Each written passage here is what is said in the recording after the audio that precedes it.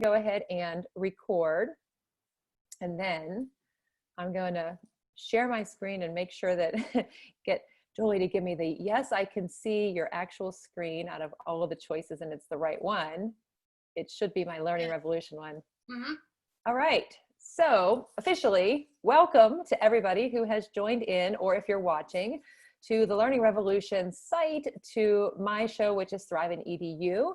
And today I'm excited to have Julie here as my guest to have a conversation about, there's a lot of topics that we can definitely talk about today, but it's meant to be, all of these shows, even though they might have a focus or a frame, they're meant to be interactive. So if you have questions, ideas that you want to share, if you ask a question, and feel free to answer somebody's question as well, because I find that there's always so much learning that happens inside that chat too. So don't hesitate to answer a question if you have experience.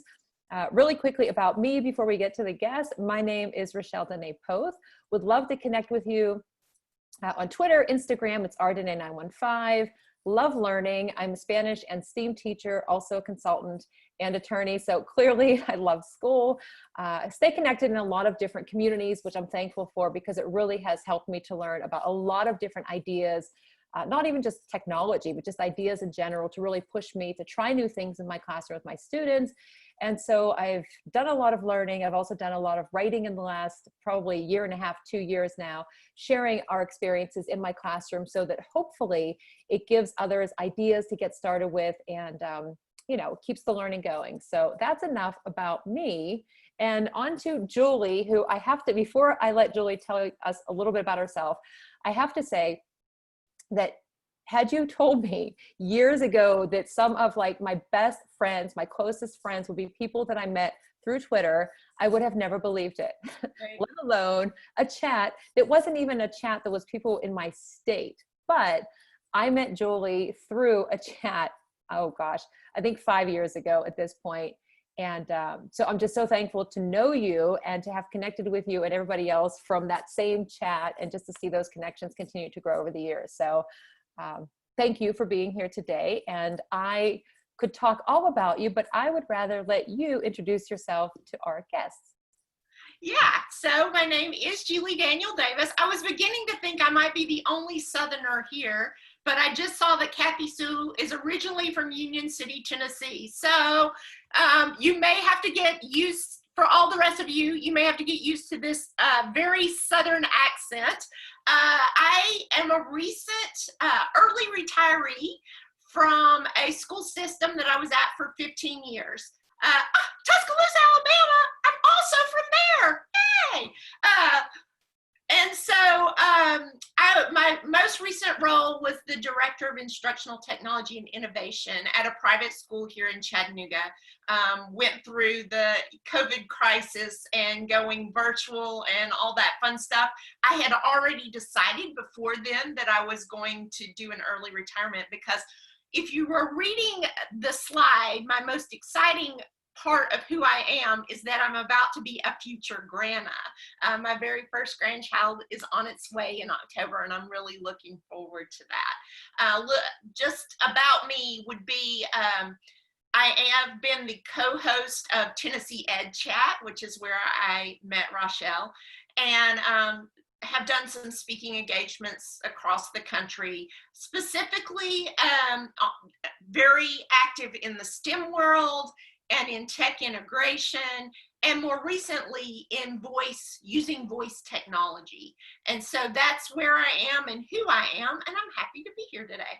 And I am happy. I read all of the things that you do, and I am always just amazed at especially when it comes to the voice assistants and voice technology, and just all the knowledge that you share. So I'm excited to have you here, and hope that everybody who joins in today, feel free to share out and tweet to Learning Revolution, follow myself or Julie, and keep connecting, because that's what we're supposed to do, right? Is connect and learn together. So we will kick it off. And again, if you are just joining in, feel free to answer questions. Like I said before, ask questions. Let us know, what would you like to talk about now that you saw a little bit about what Julie does and her experience. And it's kind of open. And I guess I will just kind of kick it off a little bit, talking about things that are happening now, especially with heading back to school. I know looking back, gosh, how many months now has it been since schools closed in March? And now thinking, I know that back in May, I was thinking forward to like July and August about, oh, I'm going to do this. And I'm going to go to Nashville. Big surprise that I was going to go to Nashville because everything is going to be okay. We're going to be back to our normal school year and all of our habits and stuff, but not the case is what we're seeing.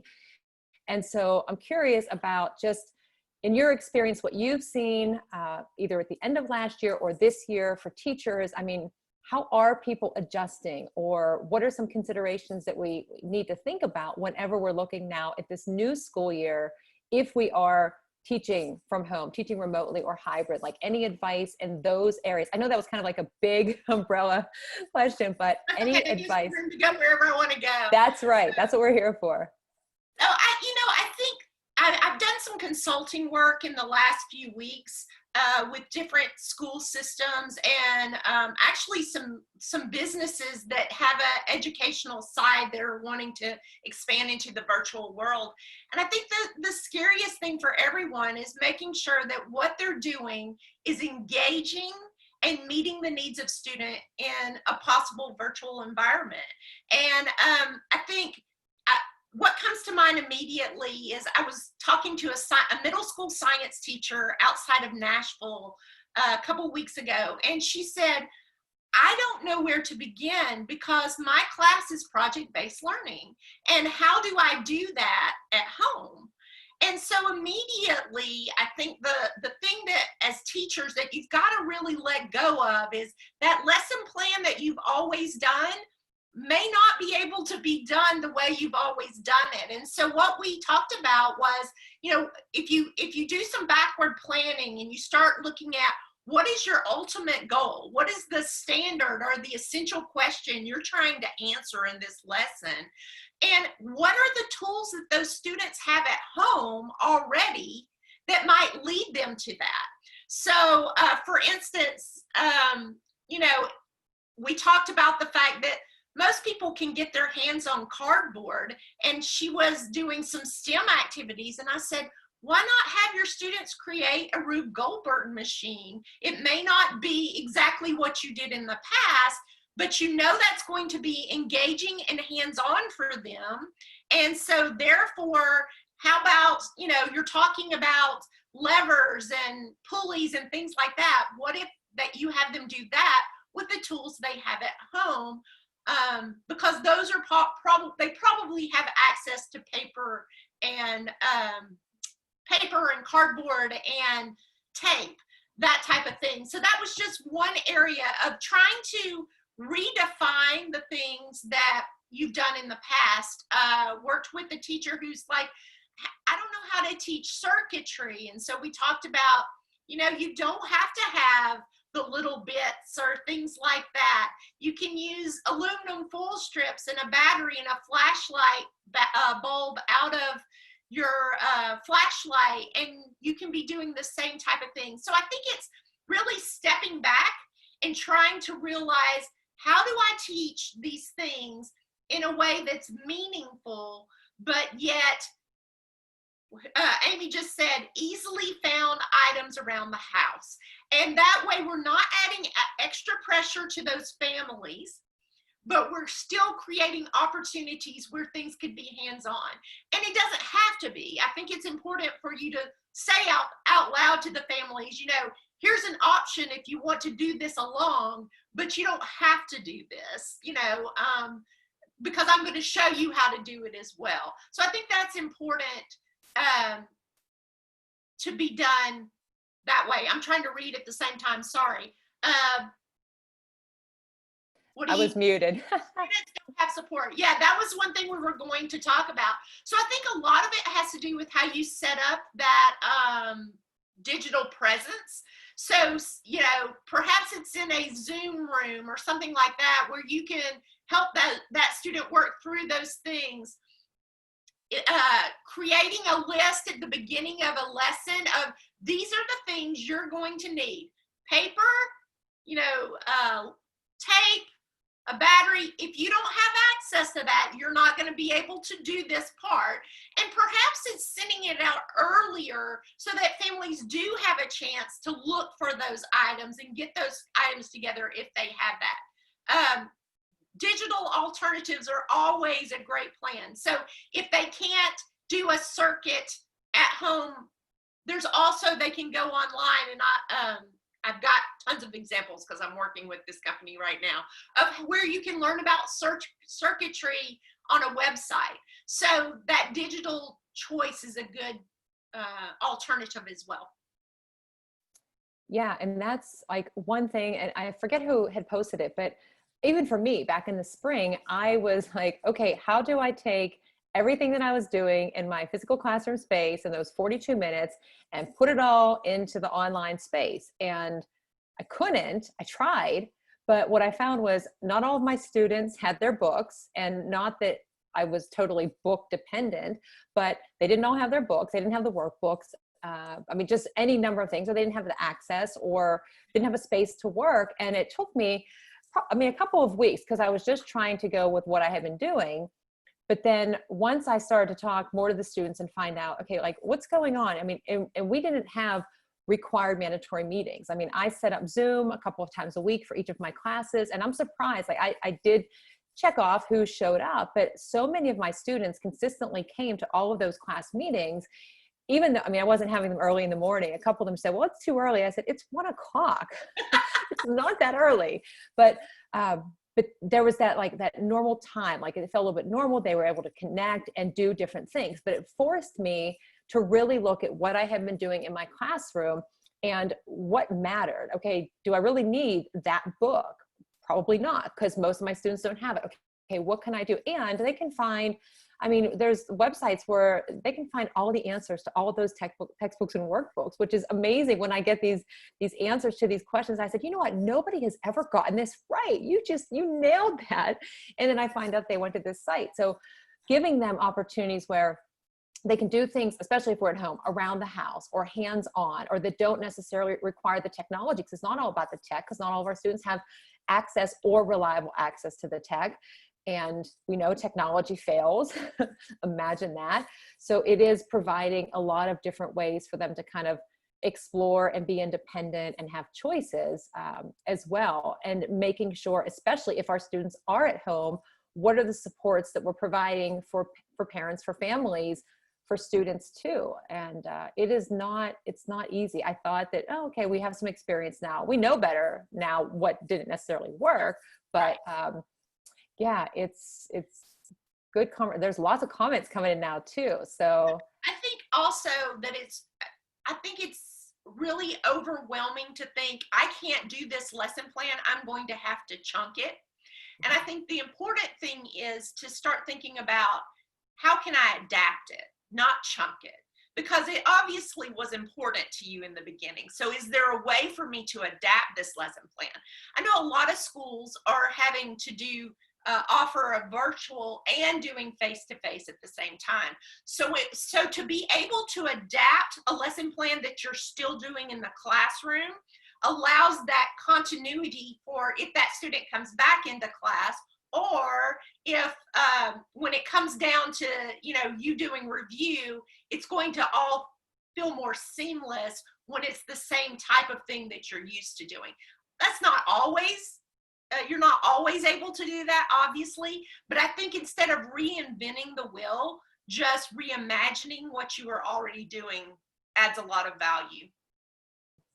Yeah, and just going on some of the comments too, like Denise had said, well, Amy had said, I highly recommend getting the list together, right? Not waiting until the last minute. And then Denise be willing to accept alternatives.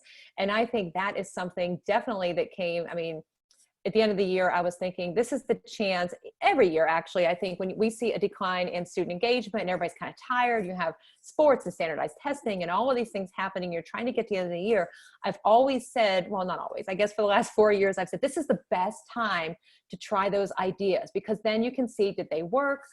Did it have an impact on students? And then evaluate them and reflect on everything that you did over the summer. And the same thing with when the schools were closed in the spring. Like that was the opportunity to do things differently, to really look at what you had been doing. And open up to more ideas, whether that's from, parents saying, my students, they can't work right now. Can they do something later? Can they turn something in a different way? Or having students suggest things to you too, because being open to alternatives, I guess I was getting to with Denise's comment. And I like what Nick said as well. That's because historically educators integrate technology into the classroom versus integrate the classroom and all of its content and strategies into technology. I feel like Alex and Nick are talking my love language with the EdTech. Alex already knows that about me. And we share a kind of a same vision for EdTech, I think. But yeah, I'll be honest, when we first did this little thing in March, I thought, all of a sudden, all those things I was sharing with you guys, you're thinking, that's not a bad idea, But I do think it's important for your pedagogy to come first, obviously, but that pedagogy can always be supported and really robustly enhanced by the use of technology. And that's what we're seeing is if you're just trying to do what you always did, it's not going to be engaging, nor is it going to work. It's going to fall flat. Worked with a company today who basically normally it's a face-to-face thing with someone that they send out into the community to share about electricity. And they said, we tried recording it and it just didn't do anything. And I was like, that's because that's not a digital presence if you're just recording what you've always done. So I'm helping them rethink, how do I put it on a platform where it can also be interactive and allow for students to really be engaged. Yeah, and I have to laugh at Denise's comment because she said that her daughter was taking Spanish this year and she was cutting menu items out and had to speak Spanish, and she didn't have an idea what she was saying because Denise had taken French. And that's what I took first, was my degree was in French, and then I couldn't get a job teaching French, so I had to go back and get certified in something else, and then I learned the Spanish. But I will say that I'm sure that you could make those comparisons and be quite helpful, especially because of the structure of the language. But I really like the hands-on kind of, it's a nostalgic piece for me. I remember making menus in French, which for years I had my students do the exact same thing. It has to be like this. Can't be bigger, can't have glitter, can't be anything different. It has to be the way that I want it. And if they didn't turn in that way, they lost points. I know that's terrible. I don't do that anymore. And then I started to find out that then I was having glitter all over my face. I'm like, all right, who did it with the glitter? But giving them those opportunities and different choices, I mean, not only are they learning in a more authentic and meaningful way, and it's hands-on if they want to create with tech or without tech, but we learn about them too and build those relationships, which is something else that I learned along the way when I started to realize what I was doing was not working, which again, where we find ourselves now, what didn't work at the end of the last school year, or when schools close, we might have found out like, yeah, this worked really well in the physical space, not so much in the digital, which concerned me too, because now as we're moving back into this school year, I wonder how many people, because you go back into your classroom, if you're back in your classrooms and you feel that kind of familiarity where you're like, oh, I used to do this, or here's this book that I used. And if you kind of transition back into the same, I don't know, I don't want to say routine, but the same like similar kind of activities that you did. I don't know. What do you think? Yeah, I mean, I think that's we tend to navigate to our path of least resistance. So my hope is through all this that we've all learned a little bit in how to make our teaching and learning better. I know when I left my previous school at the end of May, I had several teachers saying, I don't know what next year's going to look like, but I know that some of the things that we've done in virtual are going to be immediately taken back. I would also hope that blended learning would be something that teachers would see great value in at this point, because they're seeing the value of that aspect of but having both a virtual and the face-to-face.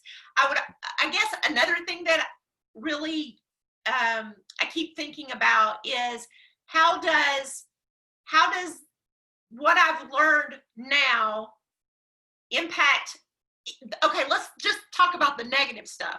The feedback that I got negatively from last year, how can I prevent that from happening forward? And I would hope that if you are face to face in this beginning of the new school year, that you're really thinking about, how do I really help those students understand these tools in case we end up back into that space again, and who knows how long we have. So, if there is a tool that it was on your radar and you thought, they don't know it, I don't want to integrate that, if they're not aware of it, now is the time to integrate those type of tools so that you're there to support it instead of expecting a parent. I think Amy was the one, what if there's no parent support? Mm-hmm. That happens. So you've got to make sure you're the support. And now is the time to make sure those students are learning those tools. Or maybe it's not even a tool. Maybe it's just the way you set up your classroom and things like that, the expectations for your class.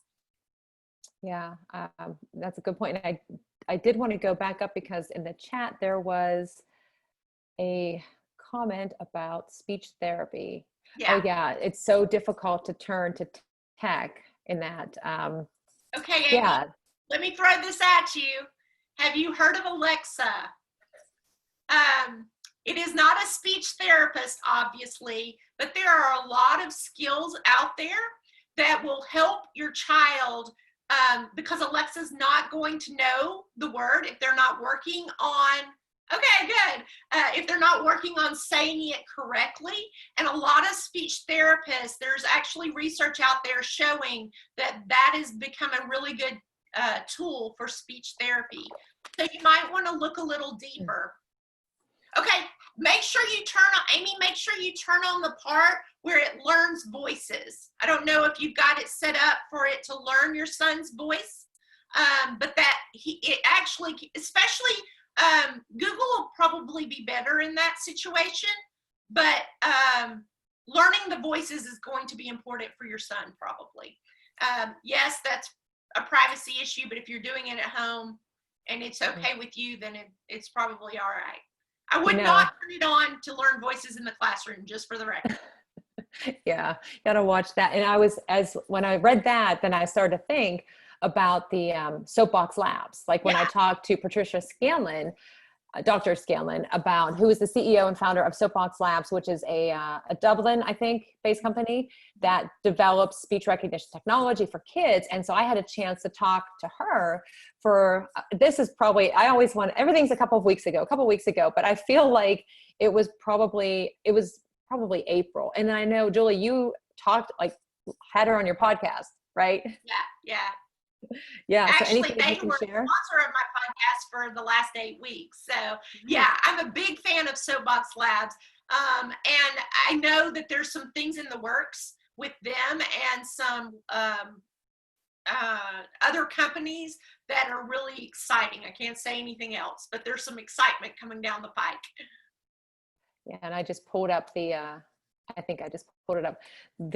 article that I had just with some of the things that it does, and it talked about like the future of speech recognition and some of the ways that it helps with students and developing their language skills and speaking skills and being able to accurately understand a child's speech pattern, which is why, like, the big thing was, why those voice assistants don't technically work for kids, because they're still developing their language skills and all of that. And so fascinating to talk about a mix of Southern. Really, I love it. I will say the Soapbox Labs does not work on Alexa or Google Assistant. They are a web-based product, but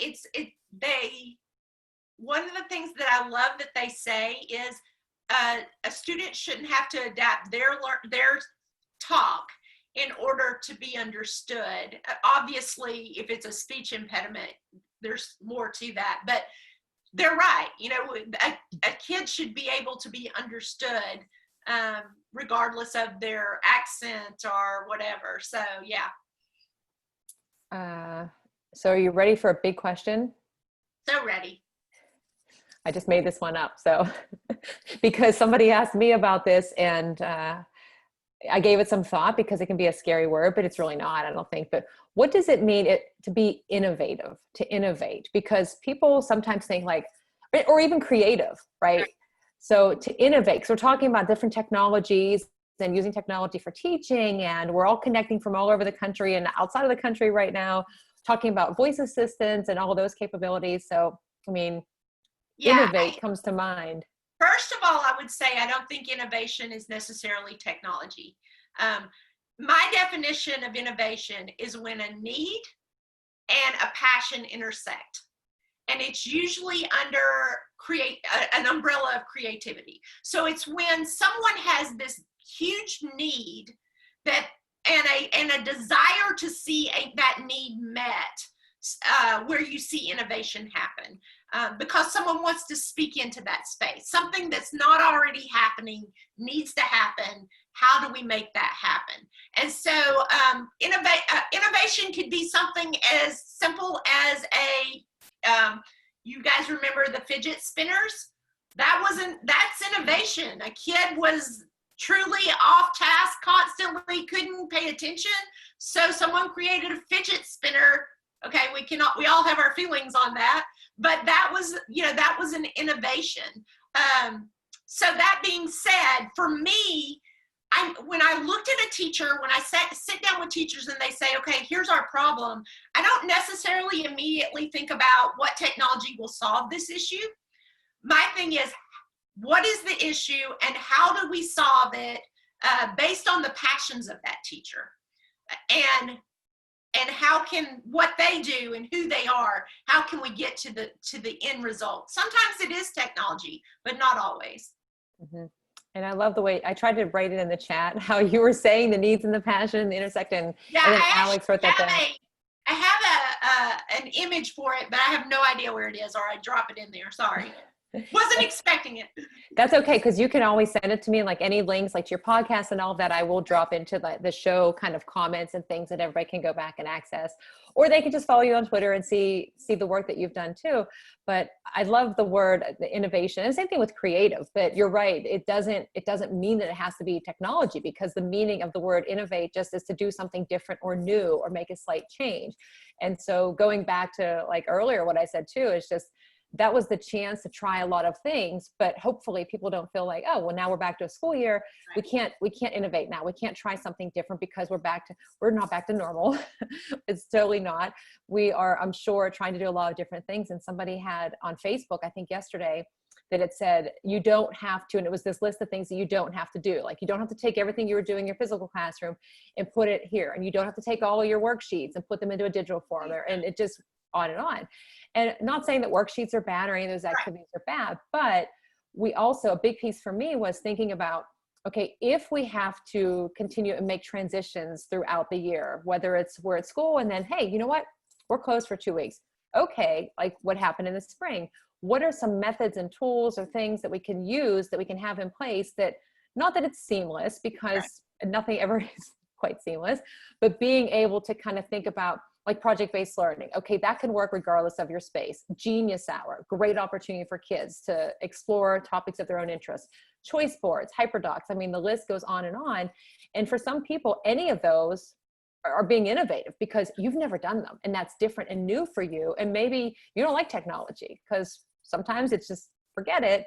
And trying a choice board, which doesn't have to even involve technology, because the first one I made was on notebook paper and I hand wrote it, and my students were not impressed. Who wrote this? I said, that was me. They went, you have terrible writing. I said, it's my third grade teacher said. So sorry. I said, I literally made it up 5 minutes before you came in and ran to make copies. And they asked, well, why? I said, because I thought it was a good idea. And they said, well, what are we supposed to do? And I thought, I don't really know yet, but we're just going to give it a go. But them seeing that, it's kind of like, okay.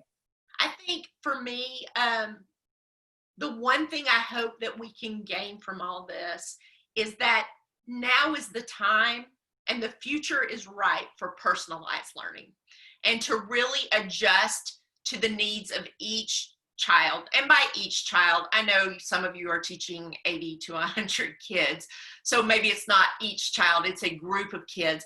But for the first time ever, you now have the ability to differentiate for those students by sharing an extra YouTube video for a kid that didn't quite get something.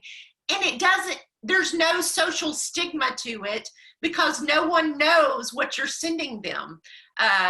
virtually. So this is an opportunity to really take advantage of, hey, I see this issue going on, and you're actually have the ability to look at more data now because you're on a computer all day long. So creating those efficiencies for yourself through Google, even if it's a Google form of doing a formative assessment or something like that to kind of scaffold learning for some of your students. This is a time where you could really make that happen and work through that. And while in March, we all felt in the throes of moving over, now you've kind of got your feet under you a little bit to start thinking about what's next. Like, okay, if this is where I'm at, how can I best meet needs based on the students I have and that person? You know, you're not able to walk around the classroom and see that a kid's not getting it. So to be able to create those type of pathways of instruction, of mastery, so to speak, it's a great opportunity to do that. And at least start playing with it. Yeah. Oh, Kathy Sue said, I'm working with 10 new teachers and that equals about 100 kids. Yeah, and there's some, Clayton Christensen, yep, Disruptive. Nick had put in there, innovation is something that is better than the status quo, cheaper and more accessible to a broader community, i.e. it's disruptive. So, and I said, I love that definition. Amy said gaming could work for a lot. Yeah, I think that is something, I've been so wrong about so many things when it comes to education. I feel like I need to apologize for so many, like, I'm so sorry that I did that. Like the menus, you know, you turned in the wrong size, but I was totally wrong about student engagement years ago. I would bring in games like Kahoot, or we didn't have GimKit at the time, but Kahoot when it started, and I would see the students like all excited, they're playing the game and they're engaged. And then I would see them do their assessments and they just weren't retaining any of the information. And I thought, what's wrong with this? And then of course, motivation was going down. And that was a big struggle for me, trying to figure out like, what do I do? Because it's not working. And having options like that for students, especially like in this virtual space or hybrid, where students, like you mentioned with giving them each something different that nobody else knows. So you have one of those game-based learning tools that maybe not all students are fans of playing games, but it's something different, or it goes and it's based on their own pace, or they can go back to it and review, quizzes if they have the app and they store it in there, and they can go back and play it 10, 15 times if they need to. I know for me, there are some things, like when I was in law school, they made fun of me because I read, typed, you name it, over and over, because I didn't want to take any chances with it. And that's just how I learned. But it was embarrassing to me at the time, because here I am with all these books and they're like, how many of those you can read? I said, whatever it takes. But now when we have those things for our students and they can go back, because there is, to admit, like, I don't know the answer, but to be able to go back and look at it, and for us as a teacher to see what they're doing and have those conversations. Technology definitely has its perks and benefits for a lot of reasons. I think the biggest thing is just, we can give a lot of choices for students. So if some students don't want to speak in class, like I have students who say, I'm not going to do this presentation in class. And for years, I didn't understand that. I thought, you're in your class with your classmates all the time. Then I realized, I don't even want to stand in front of my peers. I always, even when I present, say, I don't like public speaking. And they're like, but you're standing up there talking.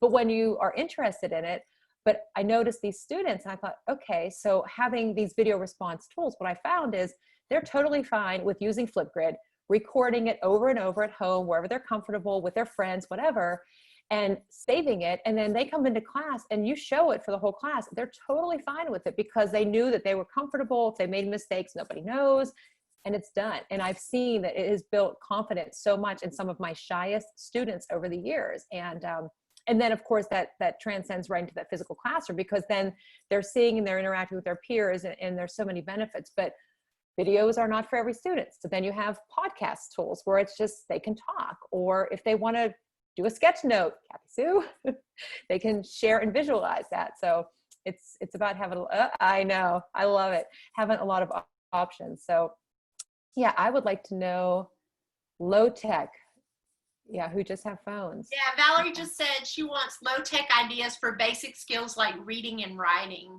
Anybody have any suggestions there? I guess, Valerie, how are you telling your students what they have, what it is you want them to do? How are you giving them the information? A good question, grade level. Yeah. And even I wonder if the phone, I mean, because they say like the number one thing for app smashing is the phone. So draw something and then take the picture of it. I mean, something fun like that to do. I don't know. Yeah. Grade level. Yeah. Basic skills, reading and writing. I mean, immediately one of my favorite apps right now is Novel Effect, which does, I'm assuming this is young children since it's reading and writing, third grade. Okay. One of my favorite apps is Novel Effect. Doesn't take a lot of bandwidth to use it. And you can look up books and have the students read the books. And then as they're reading it, it plays sound effects that goes along with what they're reading. So, you know, the book, the Wonky Donkey, whatever it is. If you're an elementary teacher, you know that book, or if you have kids. So that things like that, where it just makes more engagement, but it's very low tech. There's not a lot going on. You're just trying to make, you know, add a little engagement to what you've given them to do, like some work that you've given them to do. I think I put the right link in there. Did I get it right? The Novel Effect. Yes, that's okay. It. And they've got a computer version, but you can also download the app. Yeah, I was at surprisingly, I was at Digital Book World last year, around almost this time, and got to talk to who I can't think of her name right now, but you know her because is this the same Melody one that it was? Yes. Yeah. But is this the same thing? Is this the same company? It is the same people. Okay. Is it a different name though? No. It wasn't, because as soon as you said it, I was like, I feel like I was in the room and saw this being presented, but it didn't. didn't hit the right button. No, it didn't. Yeah, that's the same one. Yeah. That was one of the things I started when we went to the virtual world. Once a week, I would read books online, and they were checking to make sure that the books that you read, that you had the copyright ability to do it. So they were making a list of books, and I could go in there and I would lay my phone right next to my computer. So the sound effects were going on as I was reading the books, and the kids loved it. They love it even more when they're the ones reading the book, because, you know, it's listening to me. Someone's listening to me. So that was a really cool thing for young kids. Yes, a lot of publishers are giving limited rights. And there's a lot of lists out there where you can find that. This is also a great time to do Skyping with subject matter experts, and maybe mystery Skype with people across the world. And maybe it's something that you record and share with your students later. But that's, you know, you're on a computer already. So maybe it's time to start looking at how can I adapt that into the learning that's being done. And, you know, guys, I think the big thing is, and the thing that's a big struggle, especially for high school teachers maybe, is how do I assess students now? And so you've really got to start thinking about different ways for assessments, and what that looks like. You know, if you're going to try to monitor while they're taking a 50 question test, that's just hard and almost impossible, and you might as well give that up. So you've got to start asking questions that leads to critical thinking. So maybe they're studying the Civil War, and a question might be, how would a Union soldier feel in the Battle of Chickamauga? You know, what are some emotional feelings he would have? What are some physical needs he would have? So that you're really making them think about the reading that they've done, and taking it to the next level, so that it's not just what year was that, because you know that they can look that up in about 2 seconds. Yeah, love technology. Just thinking back to experience growing up where, I'd love to go to the library. Parents drop off, I had a paper to do. get the Dewey Decimal System, get all the books and go through, first of all, if you can find the book, because all the numbers and the decimals and everything. And then you sit down and you go through, I mean, an hour goes by and you have nothing. And then we look at Google now and millions of results in less than a third of a second. The answers are out there. And we really have to ask better questions or make sure that we're giving students an opportunity to come up with their own problems and challenges and questions to ask, because you can find, it might be not super easy to find something right away, but you can find it if you're really good at researching or the advanced searching. So the idea is to kind of push it a little bit, and having these authentic opportunities like the Skype a Scientist, Denise, does a lot with science. And so that's one. And Stephanie dropped the link in there too. So those things. And then authors, if you can have somebody that you know that's written a book and they can do a read aloud or something, or just using different tools like Flipgrid, things that are free that students can connect with each other or with other teachers and classrooms around the world. There's so much out there. It can be overwhelming. And I think figuring out exactly where to start, for some, it's like, oh my gosh. And when schools closed in the spring, everybody said, oh yeah, you probably know exactly what you're doing. I'm like, nah, not so much. But having one or two that really enable you to do a lot. And I'll go back, Denise had a comment about Buncee, which is Buncee and Nearpod are always my go-tos because they are so robust that I say, like with Buncee, I said, I don't know what you can't do with it.